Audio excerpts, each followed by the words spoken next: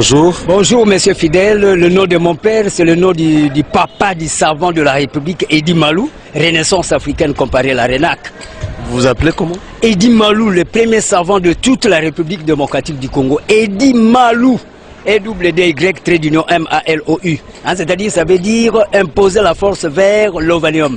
C'est-à-dire l'estime du savoir. Les gens qui connaissent beaucoup de choses, cristalliser, imposer, intentionner ça dans toute la République démocratique du Congo pour que nous puissions avoir la congo-lexicomatisation, les lois du marché propre congolais. Monsieur Edi, nous parlons d'un sujet sportif.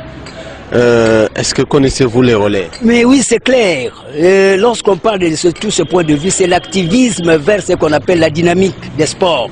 C'est-à-dire mettre un accent sur les revenus aussi à avoir. Hein. C'est un problème de TGO, théorie générale des organisations. Comment nous pouvons parvenir aussi à relever aussi les défis? Parce que par exemple, le Brésil, à part les végétariens, là, le végétalisme, hein, nous avons cette même climatologie. Le Brésil aussi, c'est des... Oui, mais nous parlons du relais.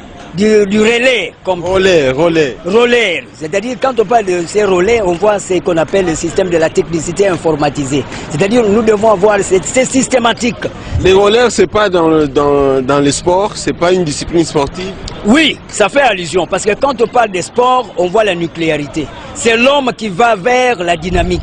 Oui, mais le sport là, le relais, est-ce que vous le connaissez? Oui, mais c'est clair, ça fait allusion au redynamisme de l'homme qui doit assurer ce qu'on appelle la systématique de l'orthodoxisation, c'est-à-dire la réflexologie.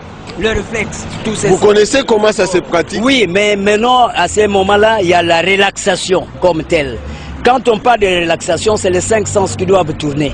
Nous avons à faire même ce qu'on appelle l'hyposmie qui doit être éventualiste sous cet angle-là. C'est clair.